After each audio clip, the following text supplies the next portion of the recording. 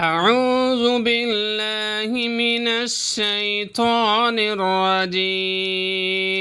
بسم الله الرحمن الرحيم.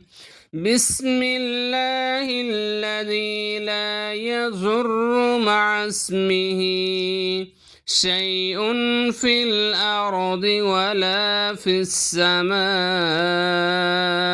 وهو السميع العليم. بسم الله الذي لا يضر مع اسمه شيء في الأرض ولا في السماء وهو السميع العليم।